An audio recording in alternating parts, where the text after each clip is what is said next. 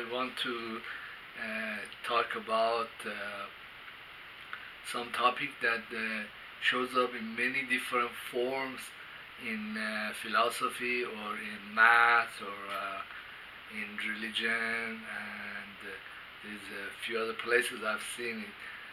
But it also can be reference to when people have a lot of false beliefs or a culture or a history they've constructed either willingly or unwillingly, or somebody else constructed it and then taught them throughout their lives in elementary school and so on, or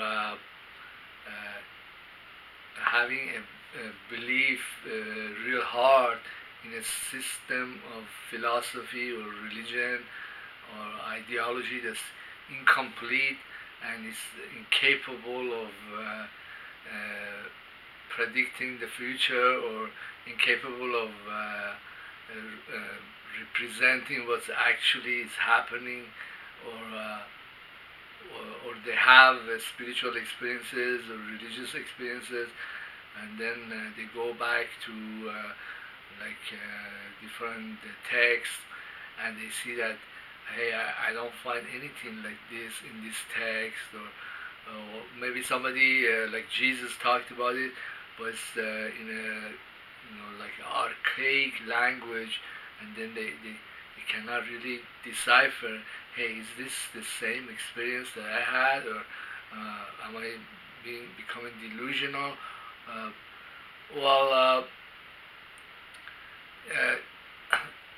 When you study Islamic philosophy, also or history, you see this problem goes on and on. Well, in the beginning of religion of Islam, the Prophet Muhammad, by birth, he was supposed to become the guardian of Kaaba, which is the religious magnet for all the tribes at his time. So they were storing in these, it's like a big room, and it's actually a megalithic structure or something like that, or it's built on a megalithic structure, and they were housing all these gods that each tribe had its own god. For example, god of fertility, god of agriculture, or god of love like Venus, and then the Prophet Muhammad was trying to teach them monotheism, to worship a universal God that really is unneedy of all this representation. Then also after Islam was victorious, then they put as symbol of the God, the universal God, they put the stone, which was a meteorite. It's a really big, I think it's a black stone, kind of shiny. And at the time, God in Arabic was called Allah, but that's also a composite word. Al means dead, T-H-E. Allah, which is also in other languages, I think it's in Christianity, they refer to God as Ilah or Elohim. Was also at the time was considered the god of skies, like the god of cosmos. And then there were a reaction to this effort to get rid of all these other gods and just make this one god the dominant god. So there was a struggle, and then finally Prophet Muhammad broke all the other gods, and then put the stone in the front of Kaaba. But what happens in history or in society is like a manifestation of what goes on in your own soul, in your own intellect. It's just that people they portray or they play out these events or these things that goes on in the back of their heads, and it takes on different forms in different societies. So it's worth studying this. Also in mathematics, there is this struggle. For example, in the 18th century, many mathematicians were not very comfortable with calculus, and they wanted to put it on a sound foundation, like Euclidean geometry. You have a set of axioms, and you build this mathematical structure that logically follows in a really good, streamlined and logical manner from these very basic axioms. And they were not very successful, and they had a lot of problems. And then this went on. They were discovering other mathematical structures like real analysis and vector spaces, vector analysis, and then it led into functional analysis and abstract algebra and topology, and there were many different discoveries in mathematics, and they all seem to be like calculus, based on a bunch of haphazard assumptions, and the whole structure went up, and they were very troubled by it. And many mathematicians, like they were trying very hard to come up with very solid foundations. I guess it led to effort by Bertrand Russell to come up with a fantastic set of axioms and to build up these structures from. Anyhow, what happened next is that there came another mathematician and philosopher. His name was Gödel, and he proved mathematically that it doesn't matter what kind of axioms you come up with in any kind of mathematical structure or superstructure, there will always be results, there will always be theorems that they will be like contradictory to basic logic, or contradict each other. So this approach, he just basically put a nail in the coffin of many mathematicians' effort to come up with the sound axioms to build all these structures from, by just showing that, hey, there is no foundation, and it doesn't matter what foundation you start, and then there might always be something funny going on later on in this structure. And this is the same like struggle that went in the beginnings of Islam, is that there were all these gods, all these structures that were built up, but many of them didn't have very solid foundations, and they did not answer to the human needs, and there were always something funny that could come out from one of them. But even one could speculate that how that this monolithic God, like where did he come from? Is he a foundation of anything, religion or philosophy? Have you seen him or her or whatever? So this argument and this struggle, it does not end, because usually a representation of a basic set of axioms always has some issues with it that you're gonna wonder where this came from. Well, I had another video. It says that why consciousness is richer than any computational engine. Well, this is the same concept. It's saying that the consciousness or God is supersedes, just like the god of sky that the Arabs chose, supersedes any kind of system or any kind of other god or representation that is based on any kind of axioms or assumptions, has been formulated going up logically from this, because this whole thing of using logic to try to answer all the questions about the universe and consciousness is inherently incapable of doing that. So the answer to the question that the video tries to answer is like, this consciousness or this spirit is richer than any kind of formulation, any kind of system, any kind of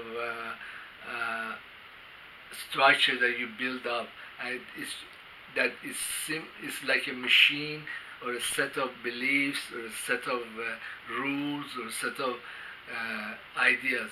So well, a lot of older philosophers, they go into this, and for example, I think Plato and Aristotle, they make a great emphasis on like that the ruler of the society should be compassionate, and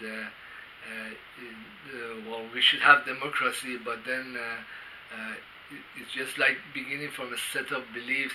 It can be corrupted, but then if you have a compassionate and just ruler, then everything will be okay, because he will, if there is contradictions or corruption, he will like quash it, or come up with a more sound system. Well, Imam Ali, he says in his philosophical treatise that when God created the universe, he or she, we don't know, this quantum computer or whatever it is, first created love, and then the intelligence, aql, and these systems of doing things, or mathematical structures or formulations, it came later. It was like a subsequent or subservient to love or consciousness. So the consciousness seems to be something that is really in charge, or is the governing universe. So also I was talking to one of the teachers, he's passed away now, Mr. Kasavi. He noticed that I'm very much interested in math, and he was talking about that you as a mathematician or a formulator of this policy or this philosophy or this system of that's built on axioms, you are a greater being than this system of things that you constructed, because it is what you have constructed is your creation, is the creation of consciousness or somebody's consciousness. So for example, there are theories that describe mathematical formulations, like there is Euclidean geometry, but then there is Riemannian geometry, and the Euclidean geometry is really subset of the Riemannian geometry, because this Riemannian geometry assigns a variable to the curvature of space, but if you set that variable to 0, then you're going to end up with the Euclidean geometry, which is just based on 2D surface. But then there is algebraic geometry that maybe Riemannian geometry is a subset of this higher form of geometry, which is also has algebra in it. So this abstraction can go on indefinitely, but then at some point you're gonna have to look at it and say that there is a governing consciousness, that all this stuff is made from, or it formulated it at a later stage from these things. Okay, so it's like an old proverb that says, like, all roads lead to Rome. You can start from many different diverse ideas and systems, and then you end up seeing that, hey, there must be a consciousness that formulated, was maybe an old politician or old mathematician or Newton, or somebody came down and wrote the mathematics of it, and other people tested it and see, hey, this works pretty good. But then later on, you see there is phenomena that you cannot describe, and it's useless in some other realm. Well, in the older Islamic tradition, the motto of Islam, it says, La ilaha illallah.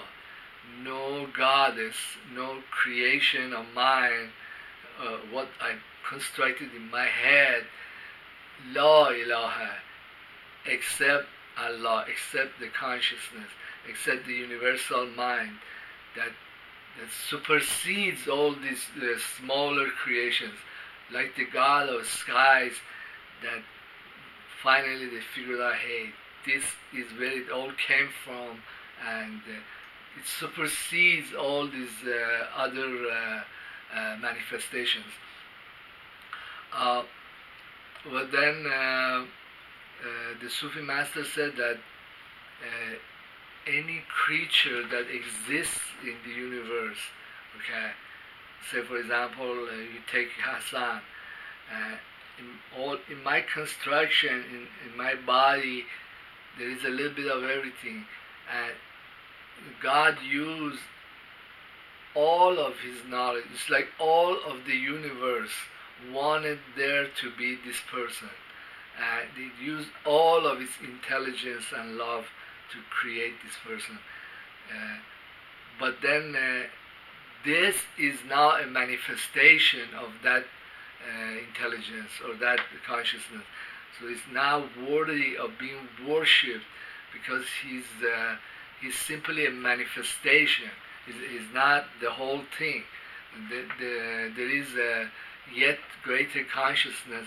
Just because he or she wrote something down, that doesn't mean that this thing that was written down is the same thing as the writer. Okay, the writer is always a greater entity that was written down. So, in the spiritual practices, I think Christians, they do it too, but it's kind of in an archaic form. They talk about it. It says that you must establish your own relationship to God and not be beholden to teachers or the government or to a particular guru or a certain discipleship or what has come down. Because those things, even though they may be very authentic, they are still a manifestation of that consciousness. They are not the same thing. But when you establish heart connection with the universe, with God, then you receive the whole thing. You're becoming that consciousness. You're becoming that greater entity. Anyhow, well, I think it's very interesting that the one concept or one thing that goes on, it repeats in many different forms, in different histories or in the, different sciences. And one last enigma that many biologists they struggle with is how did consciousness arise from inanimate world? Because, for example, the human brain is made out of cells, of molecules, is part of the material world. But then what came out of this is consciousness, which seems to have qualities that are completely different than this material world. But that's the wrong way of looking at it, because you're looking at something from the bottom of the well. You're looking up and you're only seeing the end of the tunnel.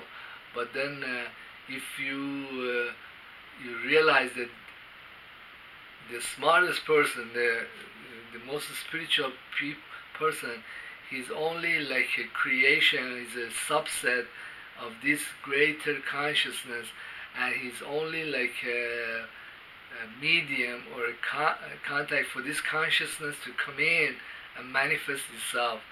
So if you focus on just this person or the cells on his brain or whatever, you're gonna miss the bigger picture or the bigger entity. Also, the other, I had an experience in the temple that I noticed that it's like God wants wanted me to worship Him and not to be so all the time trying to go back to the old country, go back to the fundamentals or the the strictest following of the rules and regulations, because those things are might be old now, or might not be the real thing. But that doesn't mean they're invalid. It's just that you need to look at the bigger picture. Well, thank you for being in my video. My stuff is research, and there's hardly any place on the internet you can find this stuff. Or maybe you have to go talk to the guru himself, the Sufi master. Yeah, you'll get the whole enchilada there. Well, thank you very much. Please subscribe. You have a great day.